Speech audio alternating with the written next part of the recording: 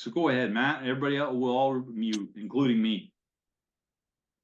Awesome. Well, thank you, Mark. Appreciate all of you guys having me on tonight. Really looking forward to this, giving you all a more introduction to Dewiz. I know, like Mark said, I met some of you up in Toronto back in February at the Toronto Golf Show. It was our first real appearance that we had done in the Canadian market. It was an area that we hadn't, really put a ton of marketing effort into over the last 2 years. We launched back in the fall of 2021. And our company itself is actually based out of Sweden. So our two co-founders, Marcus Westerberg and Christian Berg, give you a brief backstory of kind of the ideation of the product itself. It's this device right here. You wear it on your wrist. And back in 2017, Marcus, who was a former European Tour professional turned PGA professional in Sweden, he was coaching one of his students, Christian, who was our other co-founder. And the story goes, Christian was having the round of his life, was about to shoot a new career low on 18, sliced two balls into the water, carded a 10, and there goes his best round of all time. And after the round was over, Christian said, next time I make that over the top move, which is something he had struggled with his whole life, he said, next time I do that, I want you to punch me in the face. And obviously, being facetious when he said that, but that was kind of the idea behind the product itself, was to develop something that could give a golfer a real-time physical feedback in the midst of their swing when something was going wrong or something was off from what they were trying to accomplish. So that was kind of how the product itself was created. It took 5 years of R&D to get to the point where we had a product that could go to market in the fall of 2021. So I'm going to try here if I'm able to share my screen. There we go. So I just put together some visuals here to help you all kind of follow along with what's going on. But again, the device is right here. It looks like an Apple Watch, kind of feels like an Apple Watch, very lightweight, non-intrusive when you have it on your wrist. And it's going to connect to an app on either your phone or tablet. So you can use this on iPhone, iOS, any iOS device or Android device. You can download the app, connects via Bluetooth, and you're getting all of that data right there. So if we kind of go through here and look at what metrics we measure. So Dewiz will deliver 14 different data points on the swing, and you get all of this in real time. You line up, take a swing, and you're getting all of this data immediately following the swing. So it's going to convert that swing through into an avatar form that you can see there. That's what the avatar looks like. And in the avatar, we're displaying the hand path. So when you think of, a TrackMan or any sort of simulator company that's looking at what the club is doing, Dewiz is looking at what the hands are doing. So we're showing in the avatar the blue line, the green line, blue line on the backswing, green line on the downswing. And where this is really valuable, again, kind of going back to that player that does have that really off-plane swing. And we see so many golfers that, the mid to high handicap, the beginners, they struggle with that over the top move. And they can't really feel it themselves, and being able to have this avatar to actually show them and demonstrate the hand path directly to them, it helps them kind of comprehend what they're doing in their golf swing. So you get the avatar. Underneath of the avatar, we're tracking the hand speed at every point of the swing, so we can see this hand speed curve underneath of the avatar. We're showing how fast the hands are moving at every point of the swing, and this is where we really get into kind of a lot of technicalities of the golf swing and how the hands should be distributing speed to the club head in that hand speed curve. And when we look at the longest hitters in the game, we see similarities on how that hand speed curve looks. And we see that the hand should be moving the fastest prior to impact of the ball. We found kind of an optimum range of between 18 and 20 inches. So if I'm talking centimeters here, between 45 centimeters and 50 centimeters, and we're giving you where that max hand speed occurs in the golf swing. If we look through some of the other real core data points that we measure,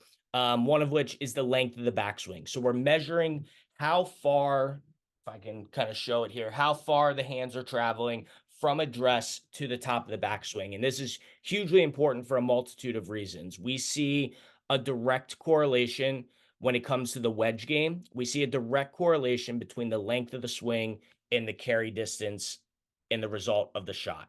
So, a lot of players, a lot of coaches, you have your clock system, you may have reference points on your body that you use, your, hip high swing, shoulder height swing. With the length of the backswing measurement, we're actually able to put a physical measurement on that swing each and every time to know if our hands are actually reaching the same point in our swing. And when we look at some data here, just kind of skip ahead to this graph that we put together in a case study of a direct linear correlation between the length of the swing and the carry distance. So that's the difference. Missing by 2 inches on your intended backswing length is the difference between having a hole high birdie putt and, coming up 3 yards short of the hole, rolling off the front of the green. So by being able to track that length of backswing measurement, players are really able to dial in that distance and dial in that wedge game that much better when you're getting that consistency and that feedback on each and every swing. If I go back here to the length of the backswing real quick, from a full swing perspective as well, we see on a relative basis, and I know a lot of times whenever I talk about this, the first example somebody will tell me is, well, John Rahm has a really short backswing and he can hit the ball a long way, or Tony Finau is a short swinger and, is still one of the longest hitters in the game. That's 100% true. Now, I can go on YouTube right now and try to find a video of John Rahm and Tony Finau both trying to reach 200-mile-an-hour ball speed. What is the one thing that they do different in that swing? They take it back longer. So on a relative basis, what we see is if we can increase a player's backswing length, we are going to generate more club head speed. So it's great when, especially working with older players that, they say, I just can't, I don't have that rotation that I used to have. Well, now we're able to put a measurement on that and actually push them to a point where they're actually swinging the club just a couple of inches longer and generating some more speed and getting some more distance. So that's the length of backswing measurement. We have a transition measurement as well. So this goes back to the over the top move and transition, putting a physical measurement on how the hands are moving from the top of the backswing right at the start of the downswing. So we're giving you a physical measurement. Positive number would mean you're coming over the top. Negative number, conversely, would mean that the downswing plane is actually dropping underneath of the backswing plane, which is, ultimately with that player that struggles with slicing the golf ball, we're going to try to work to get that transition number down closer to 0. We have a tempo mode as well, where, we're tracking backswing time, downswing time. We detect if you make a pause at the top of your backswing, total start to impact time, as well as that ratio, looking for that 3-to-1 ratio. When I talk about the physical feedback that we give, this is where the learning stimuli comes into play. So underneath of the device, we have these 2 plates, and these deliver an actual electrical impulse in real time to the users. And the idea behind this is, I'll use a couple of examples here. So first example being, let's take that player who we're trying to lengthen their swing. We've kind of generated a baseline for them. They're at 100 centimeters. I'll just throw out some random numbers here. In this length of backswing mode, we can go in and start to set goals for that player. So, okay, you're at 100 centimeters currently on your backswing length. Let's try to push you to 110. Let's try to push you to 115. So we can go into this length of backswing mode and we can start to set goals for that player. So, all right, we're going to set your minimum backswing length that you have to reach to 110 centimeters. And now what will happen when I turn the learning stimuli on is if I take a swing and I start my downswing before reaching that 110 centimeter mark, that these plates on the back end of the device are going to deliver that real-time electrical impulse right there on the wrist, and it's instantaneous. So you know before you've even made contact with the ball whether or not you've performed the swing that you were looking for. So we could flip that around. We have a player that overswings and we're trying to shorten their swing. We can flip that around. Instead of setting a minimum distance, we can set a maximum distance. And now if I cross over that maximum distance that I've set for myself, I'm going to get that feedback right there on the wrist. So that works in the length of backswing mode. That works in the transition mode as well. So again, trying to get rid of that over the top move. Okay, you're 10 centimeters over the top currently. Let's try to work you down to 5. Let's try to cut that in half. And now if I transition, I cross beyond that 5 centimeter mark that I've set for myself, I'm going to get that learning stimuli. So all kinds of different uses for this, depending on the caliber of player that you're working with. A lot of times what we see, particularly from a coaching standpoint, is transition mode. We're going to work on this with, kind of our mid to high handicap players, because that's something that a lot of players need work on, trying to get them more on plane. We're going to work in transition mode. As we get better caliber of players, all right, we're going to use this from a wedge perspective and really dial in the different partial swings with our wedges. We're going to try to get a little bit more distance. So we're going to try to get a little bit more length in the swing. We're going to look at the hand speed numbers to make sure that the efficiency in the swing is where we want it to be. So there's all kinds of different uses for the data depending on the type of player that you're working with. Last thing that I will show is, I go back to the wedge game, and we have a specific mode within the disc wedge, or within the Dewiz app, called the disc wedges mode. And the disc wedges mode is where you can input, we call them gears, and that's essentially just different backswing lengths. So we generally suggest to gap your gears by 20 centimeters, and that's going to give you the proper distance gapping that you need throughout, all 3 or 4 or 5 of your wedges, depending on how many you carry. So, all right, we have a full swing of 120. We're going to set our gears to 120, 100, 80, and 60. And those are just the 4 swing lengths that we're going to practice and work on. I do that with each one of my wedges. I've gapped myself all the different carry distances that I need, between 50 and 120, 130 yards, depending on the player. And we have these disc wedges charts that we make. I make these for all of our coaches, our college teams that we work with that have their individual branding on it, where, okay, we're going to put in what our different wedges are. We're going to put in what our gears are. And then we figure out our carry distances, whether we're working on a simulator or, you're just out at the range practicing, and you kind of get an understanding of what those carry numbers are for each different wedge and each swing length. Put this chart together and carry it around with you in your yardage books when you're playing a round of golf.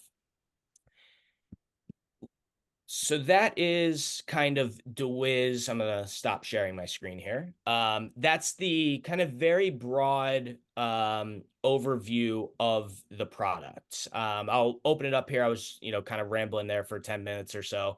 So I'll open it up here. If anybody has any questions, there's one other thing that I'm going to dive into as well. But I'll leave this open right now if anybody has any questions that I can answer in the meantime.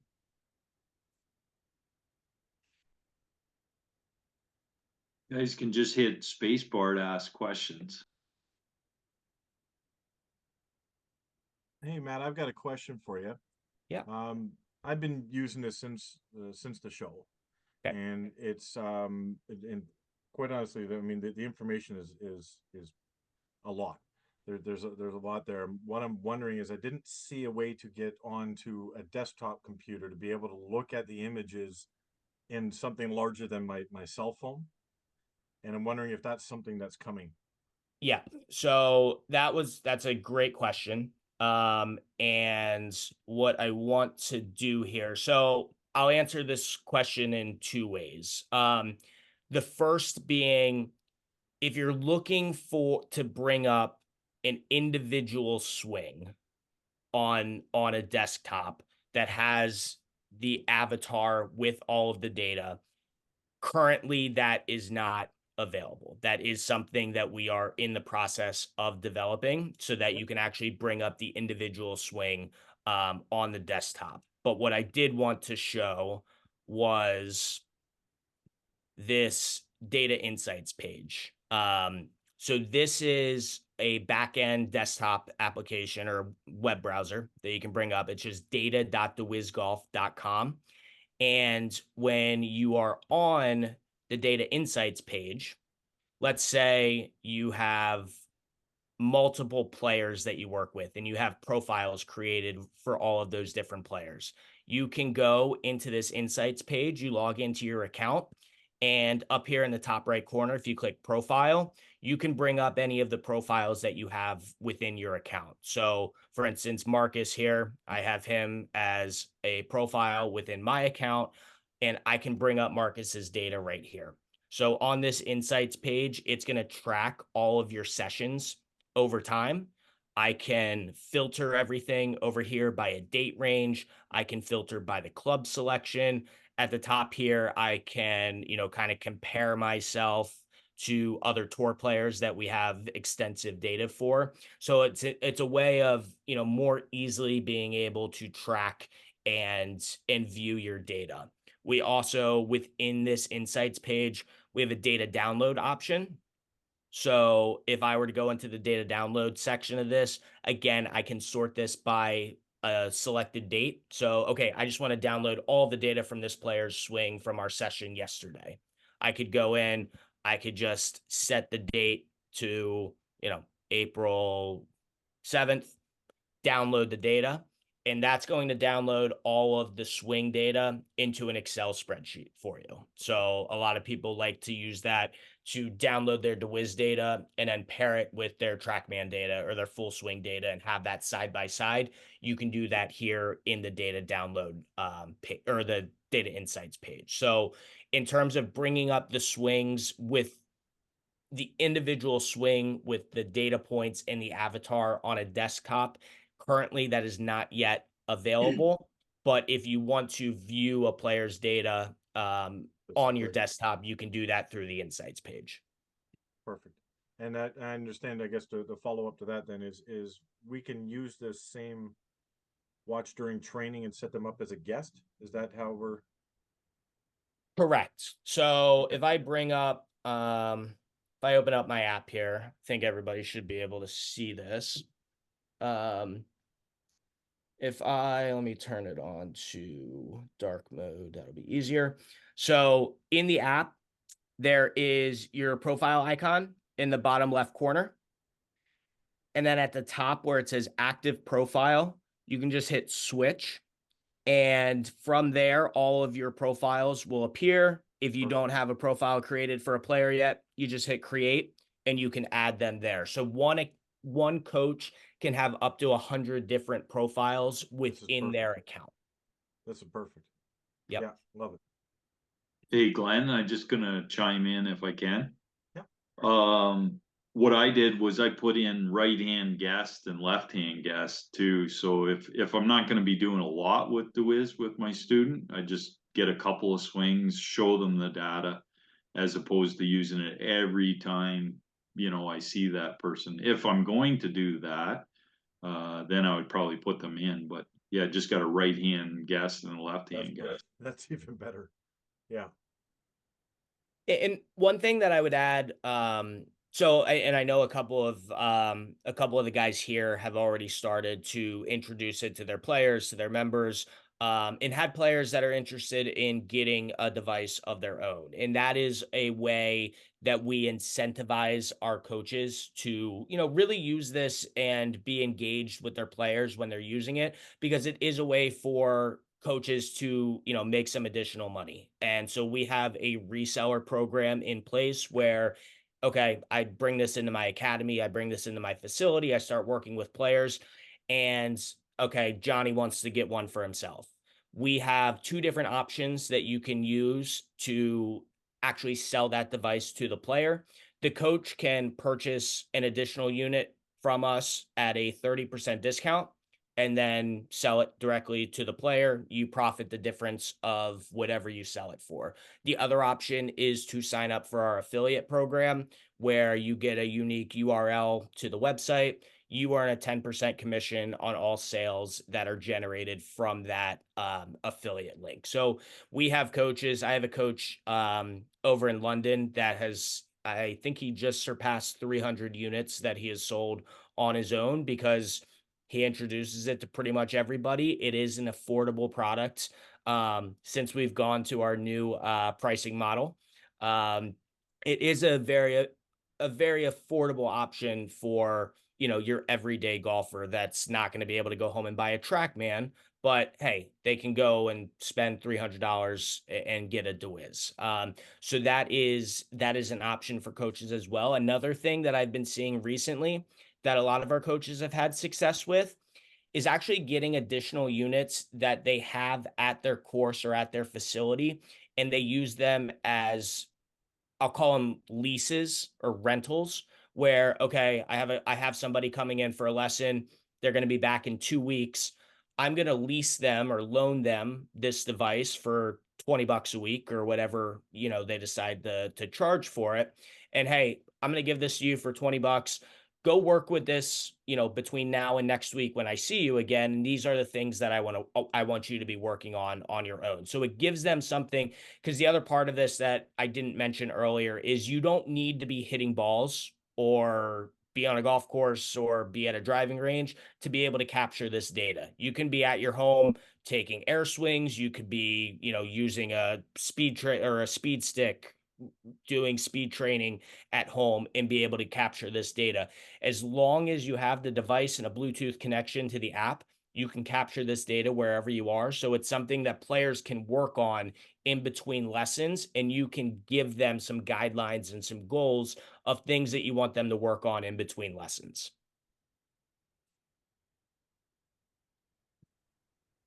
Hey, Matt, it's Jeff here. Hey, Jeff. Yeah, so um, I'm really, really enjoying the product, and I've had one gentleman just reach out and buy one recently, and then we can share, right? I can link him onto mine so I can keep track of his training and his progress. Um, and like Matt said, whether he's available to go outside or he's in his office or in between meetings or he's on the road in his hotel room, and he's just doing those air swings, and he's working on things that we identified in the discovery mode. So if you can talk to the rest of the audience, Matt, about discovery versus, Yeah. you touched on it with play and learn, and then the on-course portion too. Absolutely. Thanks.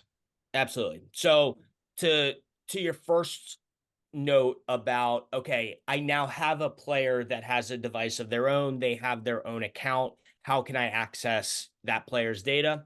Again, in that profile page, we call it, if the player or user has an account of their own, we then refer to them as a contact. So in your profile page of the app, you can add them as a contact, and it basically comes up with a QR code that you send to the other user, and now you guys are both connected as contacts.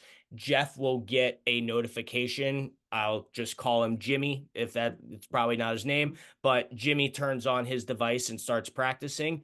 Jeff will get a notification in his app, hey, Jimmy is practicing using Dewiz. He can actually open that up and actually view that player's swings in real time from his phone, regardless of whether they're together or not. So if you're giving a virtual lesson and, okay, I'm on video with this player, I can bring up their Dewiz data on my phone and be able to see that as I'm looking at the video of the swing. So that is an option if you do then have a player that gets a Dewiz of their own. Now, to the other part, what I was referencing earlier with the learning stimuli and setting, you know, those parameters into different modes, we call that the practice and learn mode. So that's where you actually incorporate the learning stimuli, set the different goals. But then when you first get started, whenever you're working with somebody for the first time and using Dewiz, I always tell people to start in discovery mode. Discovery mode is just where you're going to capture data on the swing, and you're not setting any parameters. I don't know how to set parameters for somebody if I don't have a baseline understanding of what their swing is and what their numbers are in the first place. So in discovery mode, this is just where you're capturing data about the swing. You can input the club selection that you're using. And in discovery mode as well, you can change the order in which the data points are displayed. So if you know, okay, I'm going to work on somebody with steepening shallowing, which is another measurement that we measure. We measure the rotation of the forearm through transition. Are you steepening? Are you shallowing through transition? In discovery mode, I can rearrange those data points, bring the steepening shallowing data point to the top, and that's what I'm going to get the audio feedback for after the swing. So you make a swing, you hear a little chime, and then whatever you have listed at the top of your data sheet is what the audio feedback will be. So it'll just read out steepening shallowing plus 3.5 degrees, whatever it may be. So that's where discovery mode really comes into use. I always tell people, you need to capture at least 15 to 20 swings to kind of get a good baseline and a good understanding of what that player's numbers look like. And then you can start to incorporate the different practice and learn modes once you have an idea of what it is that you want to work on. And then the final mode that we have is in on-course mode. So the on-course mode that we released last fall, I guess it was, I think we released it in October, is fully approved under the rules of golf to be used in tournament competition. You are obviously not getting the learning stimuli when you're playing a round of golf and you're in the on-course mode. You're actually not getting any data in real time when you're in that on-course mode either. So that's what makes it permissible under the rules of golf. But basically, the on-course mode, you put it on your wrist, you turn it on, you activate it, you turn on the on-course mode, and it's just going to track and record every swing that you make over the course of the round. And that way, when you exit the on-course mode, when your round is over, exit the on-course mode, and now I'm going to get a list of 50, 55, however many shots you took over the course of the round, and say, okay, I hit the fairway on 1, I hit the fairway on 2, I blew one way right on 3. I can now go back and bring up my tee shot on hole number 3 and see what the difference in that swing was compared to my other tee shots that I hit the ball well. So that's a great new function that we had, something that the tour players that we work with have really been interested in, because, they really want to know what they're doing, in tournament conditions when, when I'm getting tired over the course of a round, or when I'm facing some sort of pressure situation. What are my tendencies when I'm on the course? What happens to my tempo? What we find in looking at our on-course data, most players, when they're on the golf course, their tempo gets quicker and their backswing gets shorter. Those are the two things that we tend to really see in looking at our data, is those two components. And that helps players to kind of understand that tendency and help them really work when they do get onto the course. So thank you, Jeff, for the question. Yeah, no, that's great. Again, other things that I really like, and so do the students that I'm using it with, is in the discovery mode, currently now because I'm indoors, but I'm watching their ball flight, right? And so we have to tap on it to say whether the ball was straight, fade, slice, Yep. draw, or hook. Pardon me. You select the club that they're swinging as well, right? And when they've done enough swings and you've felt like you've got enough information, and you sort of go out of it, it will, if you're connected to the internet, right, it will give you a report. Mhm. It spits out the data and tells you, what has happened with those 7-iron shots, what percent were straight, right, left, whatever. And the other cool feature is the save to favorite. Yep. So the big button in the middle, right? When they tap that and they save it to their favorite, it gives us a chance to go back and look at why was that a favorite? Why what happened during that swing. Was it the tempo? Was it the transition? The length of backswing? What made that feel so good? So it marks it and saves it, and then we go back and go, oh, this is why this one was good versus this one, which wasn't so good. So that's a real kind of a light bulb moment for a lot of people. Yeah, thank you, Jeff, because I forgot to touch on that. As you can see, there's a lot that goes into the app. There's a lot that goes into the product, and then I talk and there's things that I miss.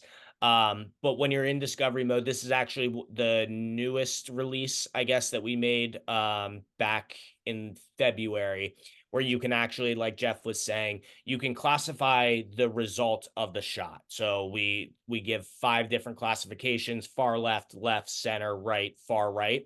And what happens is the AI engine that's built in to the app will then begin to spit out and give you uh, uh insights into, okay, when you're missing to the left, this is the difference in your swing compared to your straight shots. And that really helps, especially right off the bat with a new player, of identifying where their biggest inconsistencies are. Because what I found, when I first started working here is, people would take 4 or 5 swings and they're trying to decipher and look at each individual data point and compare it from one swing to the next. And now with this AI engine that's built into it, you're letting the app kind of do the work for you. You don't need to sit there and decipher every single data point on every single swing. You're just going to let the app do that work for you and kind of identify what those inconsistencies are. And okay, we found that your tempo is all over the place, and that's what the app has given us. Okay, that's what we're going to work on first. So, and we kind of touched on this a little bit earlier. The one thing that I always stress to people, like you would, and I don't need to, tell this to coaches. This is more of, something that I talk to our individual users about, is whenever you're working on anything in your game, you're working on one thing at a time. And where a lot of people get caught up is, there's 14 different data points. They're trying to look at each one on every swing. I just tell people, have a purpose of your session, have a purpose of what you're trying to work on, and only focus on that. You don't need to focus on everything all at one time, as would be the case, if you're just going into a lesson. I'm sure you're not, trying to teach 7 different things to somebody at one time. But what the Dewiz is there to do is kind of help to verify and confirm that what you're working on in that practice session, you are seeing your swing going in the direction that you as the coach want it to. And using that Dewiz data as support is a greatly beneficial thing for that student, because they're able to actually see the results there themselves. Hey, Matt, you're doing great. Would you be offended if I try to share my screen for a bit? I No, got just a little story. I'm no, gonna not try at all. and sharing key or to Zoom room. I don't know if I'm gonna get a sharing key, meeting ID. Just I might have to join. So while you're figuring that out, Mark, I want to chime in and just say how interactive the Dewiz watch is. Like for us newbies using it, it'll tell you, it will give you the information, like what should a length of backswing be. You just tap on the screen of your phone or your tablet, or if you're looking at transition, it has all this great information in there to help to explain to yourself and or to your students. There's a couple of these new terms in there, the initial downswing on the x-axis and on the y-axis, which is steepening and shallowing, as Matt said. So it's said a little differently, but it's really, really self-explanatory. One of the founders comes on there and explains it using some graphs and some visuals. It's highly educational and super easy to use. Maybe Mark can now show it while he's up there on his screen.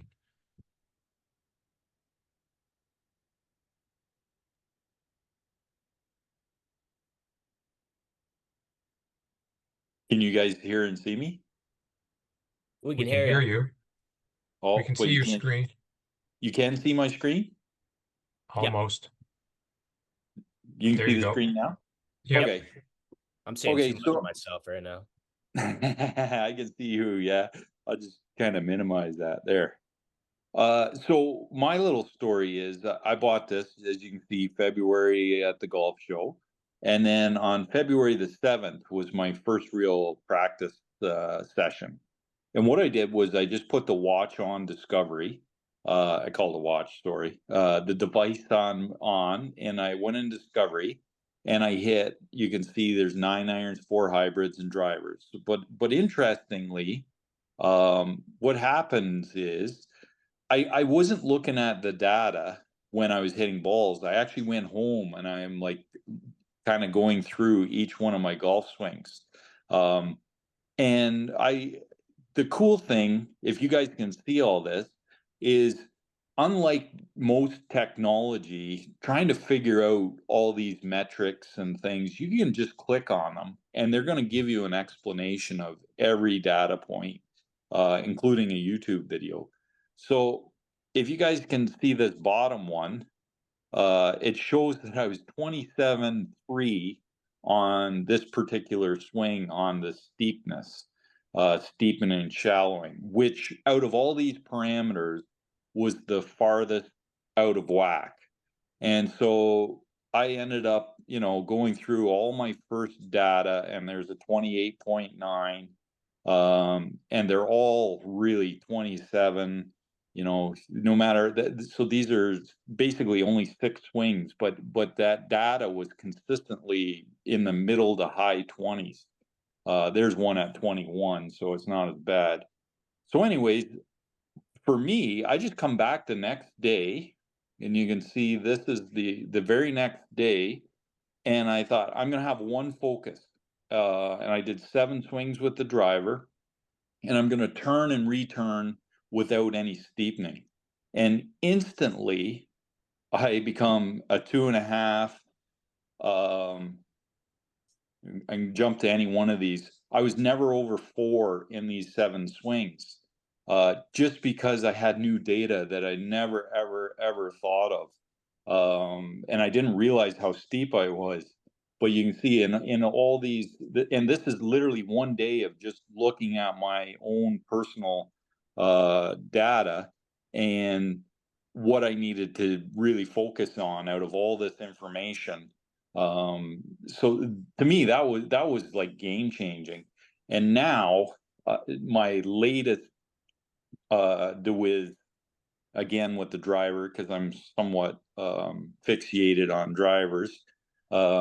But my new thing is and you can see tempo's at the top, because I'm trying to really work on the 3-to-1 ratio. That's the important thing, is because I've got my shallowing down. I'm always under 5. So my new goal is to try and get my tempo. And it's just so cool to have all that information, and good and bad. But being able to click on and getting, and that's the one thing that I would say really separates Dewiz from some of the other technologies, is that you can simply go and anything you don't understand, because there are some things here that are more difficult to see. You can get an explanation of what this is and what parameters you want to be in, and I think that's the dynamite part, personally.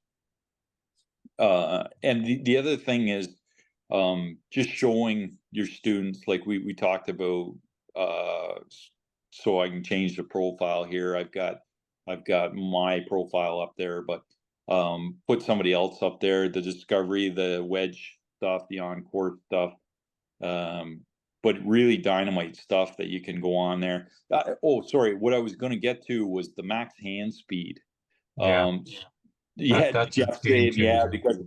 because he's working on that. You're working on that, right, Jeff? Yes. One of the things for most people is they don't realize that the hands. So if you go up and down this avatar, so you can see my max hand speed is right there.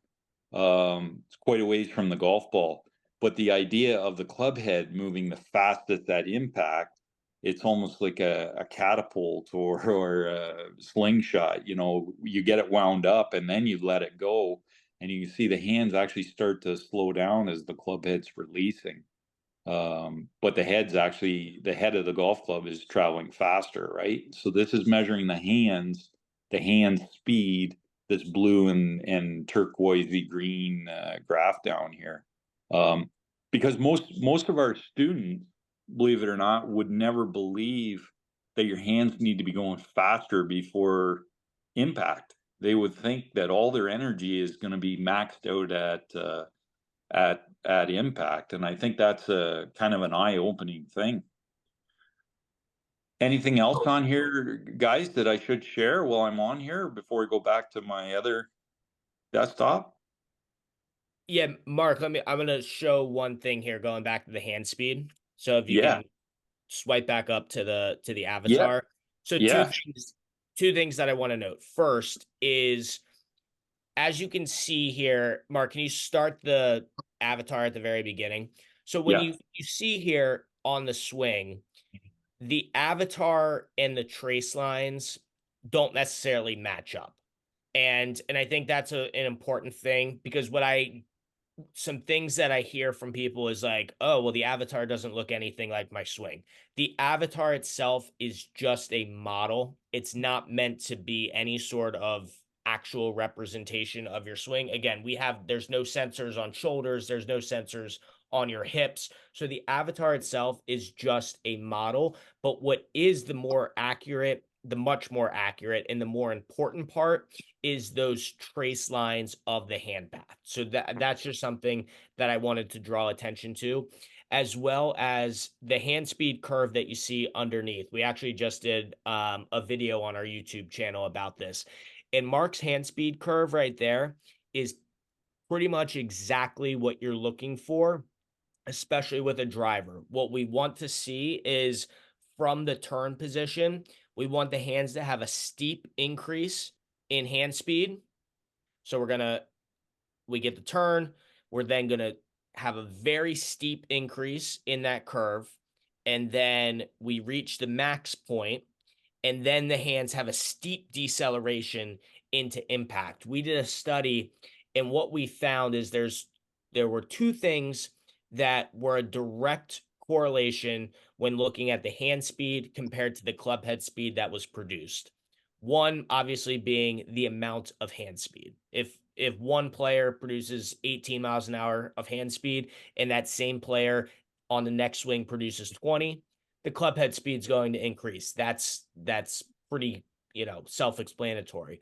But the more important thing, if you have 18 miles an hour of max hand speed from one swing to the next, the thing that directly correlates to the club head speed is, one, where that max hand speed occurred.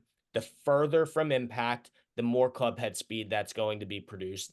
And the other thing that we found is, if you take the difference in the max hand speed and then what the hand speed is at impact. So Mark, if you want to, so you're at 17.3 right there. And then at impact, looks like you drop to 11.6. So we're cutting out about 6 miles an hour of hand speed. Or if I think about it in percentage terms, that was 6 to 17 would be about 35% of hand speed. When we look at long drivers, and we look at Bryson DeChambeau, for an example, somebody that we have extensive data on, Bryson actually cuts out nearly 60% of hand speed from his max to his impact. So at his max hand speed is around 22.5 miles an hour, and he decelerates from 22.5 down to about 9 at impact. So the more hand speed that's actually cut out from that max point to impact is going to have more club head speed is going to be produced. I hope that makes sense when I'm talking through it. But the more steep that deceleration is after the max hand speed, the more club head speed that's ultimately going to be produced. So that was just the one thing, because this is a really good hand speed curve to be able to demonstrate that. I've got a Looks question. like the eclipse today. Yeah. I've got a question. Yes, let me see if I can. I was looking at his down the line view. Yeah. Is the club face angle accurate or not? No. Okay, thank you. Nothing on the avatar should be meant to like Be- demonstrate anything about Gotcha. the swing. Yep. Yep. Thank you. Very good question though. But I like on this here. So if you just go back down, Mark, and just see the distance, hand speed. So, right. So see the distance to impact. Like that is really, really an eye opener for a lot of people. And as Matt was saying, right, where you the hand speed from its fastest and how far away from the ball, so the club head picks up speed is a real eye opener for a lot of people, because I think, you know, maybe it's all the hockey we played up here, but we feel like we got to get that hockey stick mentality to try to keep the hands going the fastest at impact or through impact, when that's so not the case, right? That's a light bulb moment for a lot of people, and yet they're not willing to give up that control and just to let it go, right?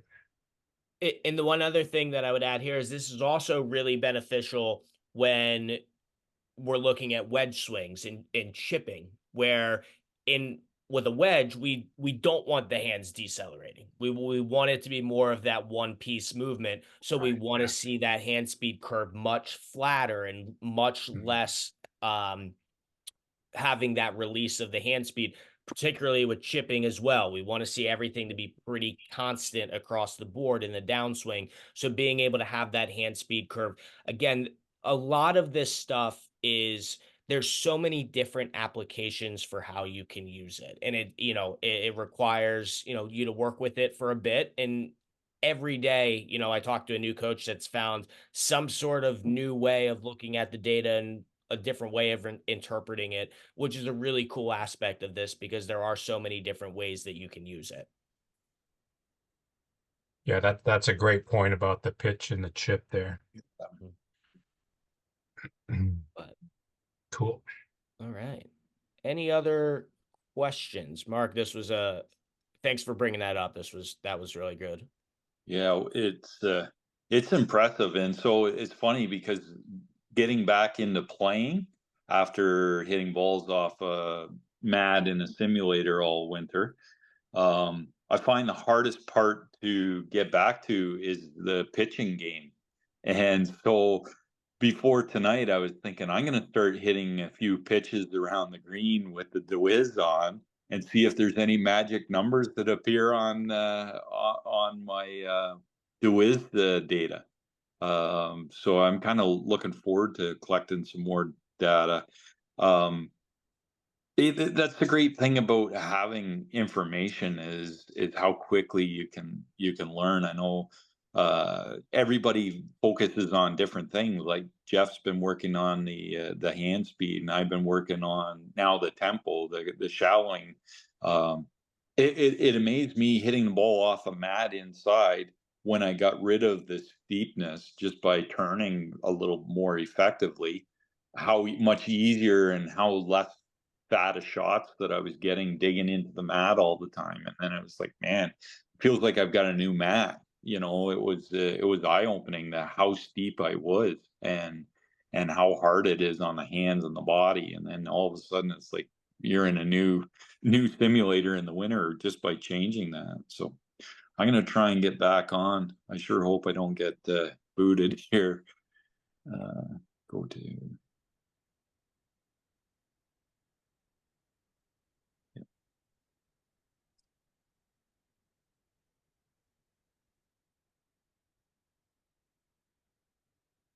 There we go.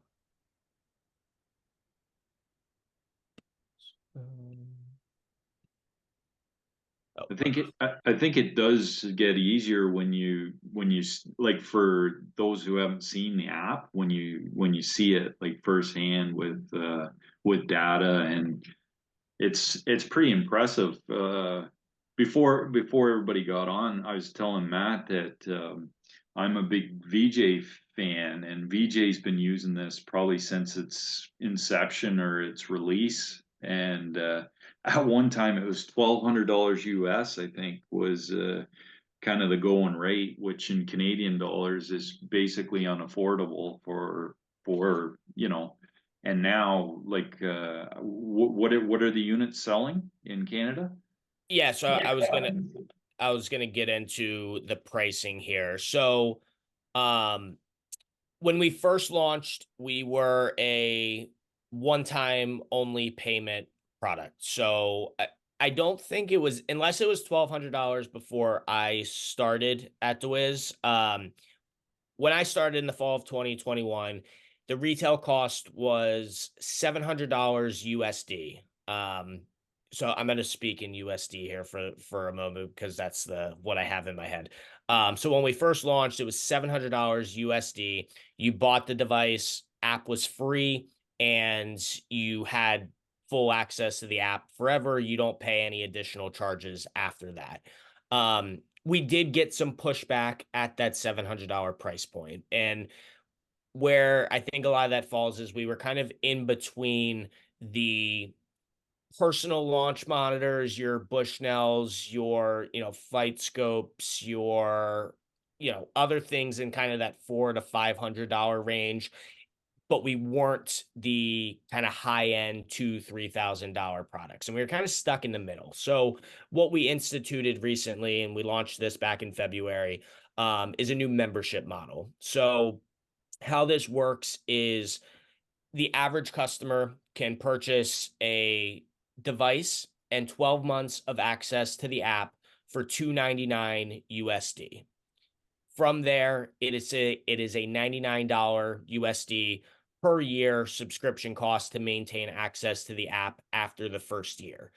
What we do for our coaches is, because our coaches really are our biggest market, and we want to do everything we can to have as many coaches using Dewiz as possible. So what we do for our coaches is we waive the subscription cost. So the price for coaches on your initial unit is the $299 USD, but you do not ever have to pay a subscription cost. So you buy the device at the $299 price point, and that device is now yours. It is unlocked as lifetime access to the Dewiz platform. So 12 months from now, you do not need to pay a subscription cost to maintain access to the app. And then when I talked about the reseller program, so let's say you have a player and you want to purchase a unit for them, to have, they don't want to worry about the membership cost. They don't want to worry about paying the subscription. You can purchase lifetime units from us at a 30% discount off of the $600 lifetime cost. So I believe it comes out to $420 USD is the price that you would pay for those reseller units.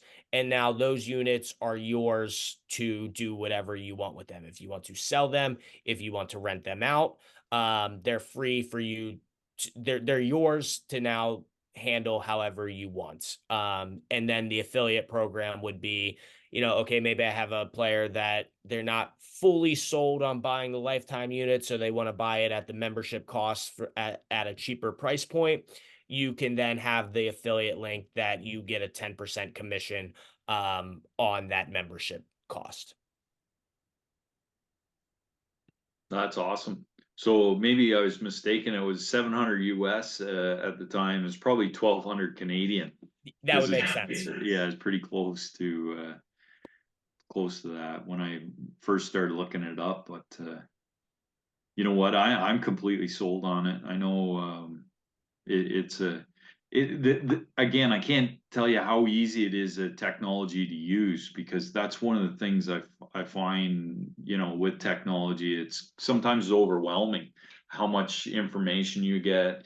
And like this, you've got 14 data points, and you can click on each data point and say, oh, the student's within range, the student's within range. Okay, this is the one metric that's not in range, and this is the one we're gonna work on. Or, if it's an over the top golfer that we see so often. It's like, okay, we're gonna work on that transition. We're gonna put the buzzer on and try and electrocute them until they get a little smarter. So So on that note with the learning stimuli, that's got a serious buzz to it. Yeah. There's 7 levels to it. Yeah, and 7 is pretty harsh. Just saying. Yeah, you want to be careful. And I think it tells you, right, you can't use it on certain people, or certain people shouldn't have it used on them for medical conditions or their ages or whatever. But that's another fascinating piece of science when you get that initial stimulation, right? It's like, mom said, don't touch that hot stove. Oof. Right? So don't go out there, don't go too far back, and all of a sudden you're getting instant feedback, and your brain can really start to relate to, what is the motion that we've set that stimuli to. That's been another light bulb moment for a lot of people, because they don't realize where they are in time and space and how their hands are traveling. And to go off that, Jeff, I give these presentations at conventions and trade shows all over the country, and when I give the initial demonstration, a lot of people laugh, and a lot of people say, "Oh, it's like a dog collar for your golf game." And yes, it's funny. It's, seems a little wacky, but as I generally say, like, there's a reason why if the dog runs through the electric fence the first time, they don't do it again. And with being able to get that feedback, but also being able to get the data on practice swings, it helps you to make that change that much quicker, and it helps you to exaggerate the difference. If we have a really bad over the top swing, what do we want to do to kind of get more on plane? We really want to exaggerate it in the opposite direction. So you can now Right. use the learning stimuli, and you can say, hey, let's try to get that transition number to -10. Like, it's going to feel weird. It's going to feel different. But if we can take practice swings, not worry about the result of the shot, and simply just try to reverse that movement and try to see the data and get the understanding and the feeling of exaggerating the swing in an opposite direction. Now we turn the learning stimuli off, and hopefully we find ourselves somewhere in the middle of what your original swing was in the exaggerated practice swing. So being able to capture everything without actually having to incorporate a ball is something that is also, extremely beneficial. Can Yeah, you, totally. can you show me how that might be used for somebody who's across the line at the top? So say it again. I was trying to find the person asking the question. James Peters. Yeah. So can you show me how that might be used for someone who is across the line at the top? Yeah. So it would be, you would do it in one of 2 ways. One, you would look at the transition number. You would also look at the backswing length. And generally in that case, we would want to try and shorten that player's backswing. So we could say, all right, we have found that, when you're kind of crossing that line, that point for you is 60 inches, whatever it may be. And then you can use the length of backswing mode, set a maximum distance that they can go back. And then if they cross that point, they feel it. Mhm. And it's a really good way of just saying, okay, here, I just want you to swing the club back until you get that learning stimuli on your wrist. And it helps you to actually kind of pinpoint and recognize where that positioning is. I actually have, there's a junior golfer that has been working with Dewiz that used it for this exact reason. And it was, her dad calls me all the time, which I'm not her coach or anything, but he calls me all the time and says, we have tried everything. And this was the first thing that actually got her to recognize where that position was. And she does not practice without having the learning stimuli on, because it's helped her to recognize that position where that line is that she doesn't want to cross. So that would be how you would use it in that sense. Thank you. Hey, Matt, and you can wear it almost on either hand too, eh? Correct. So if you're a left-handed golfer, you would wear it on the right wrist. If you're a right-handed golfer, you wear it on the left wrist. Now, if, because I'll get from people like, I wear my Apple Watch on my left wrist already. Can I wear it on my right wrist? And ultimately, the answer is yes. Ultimately, as long as you are wearing the device in the same position whenever you're playing, your numbers are your numbers. So even if you're wearing it on the trail wrist, while the numbers will be different than if you were wearing it on the lead wrist. In some cases, your tempo numbers are going to be the same, but your backswing length is going to be a little bit shorter if you have it on the trail wrist compared to the lead wrist. But as long as it's worn in the same position every time, then your benchmarks are just based off of where you have the device.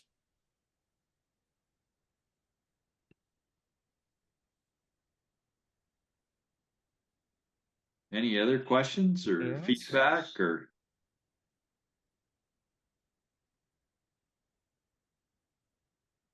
Yeah, and I think the bonus thing is the practice swings. Don't even have to hold a club, don't have to hit a ball, right? The device doesn't have to hear or feel a ball hit like some other tools. You're basically just training, right? Training with your wrist and working on that arc or that motion.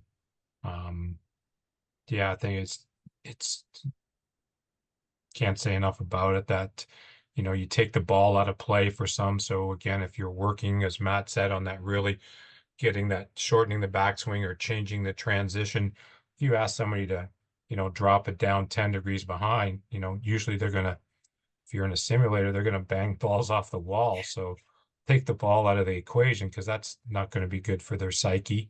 And just listen, because it'll give you the audio if you put whatever parameter you're working on the top in discovery, and it'll tell you what you were. Your transition was -2 or +10, or what your tempo was. So yeah, cool stuff. Very good. All right. Well, if there's no other questions, Matt, thank you so much for your time. If anybody wants to get an order in, just contact me and I'll hook you up with Matt, and we can get some units shipped up to Canada. I know since the golf show, there's been a few that have been purchased. Dan in Ottawa definitely bought one. I'm not sure who else, but and I think you almost sold out at the Toronto Golf Show, the units that you had there. We did. I think I brought 2 back home with me, so it's Oh, okay. almost sold out. Yeah, that's awesome.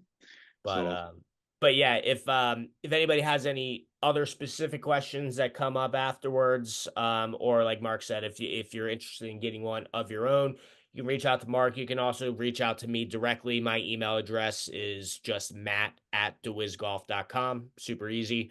Feel free if any questions come up in the meantime, don't hesitate to reach out, and I'm happy to answer them.